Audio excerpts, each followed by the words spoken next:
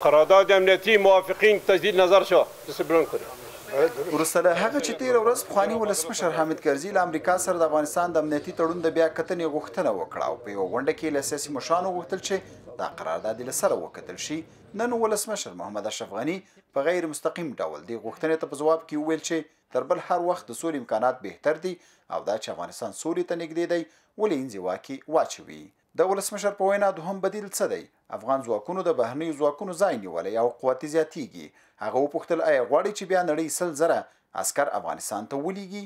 په منطقه کې ځینې غواړي زموږ بین المللي ارتباطات له منځه یوسي.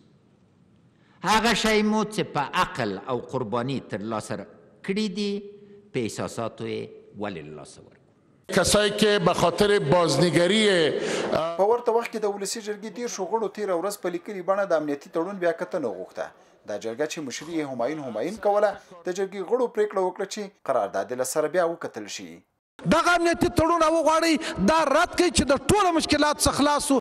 خو د نړیوالو اړیکو کارپو انتظار خادم بیا وایي د دې تړون لغوه وضعیت نور هم ترینګلی کوي. بیسه د امریکا او افغانستان ترمنځ دوه طرفه مسؤلیتونه او صلاحیتونه په ګوته کوي. په داسې حال کې چې لغوه کول حد اقل 2 کاله وار د مخه خبرېدل دي پکار. که چېرته بیسه لغوه شي امریکا به یعنی که احتمالا لغوه شي امریکا به خپل مرستې له افغانستان قطع کړي. افغانستان به بیا پر نیابتي جګړې په میدان باندې بدل شي او بالاخره حالات به له دې هم بدتر شي. څو مدني ټولنې بیا د دې تړون د بیا کتنې په ځای لغوه وایي خو د دې تړون په بدیل نه پوهیږي. 4 سال از امضای پیمان 4 کاله د دې تړون له لاسلیکه وتی خو هیڅ ماده تر اوسه نه ده عملي شوې.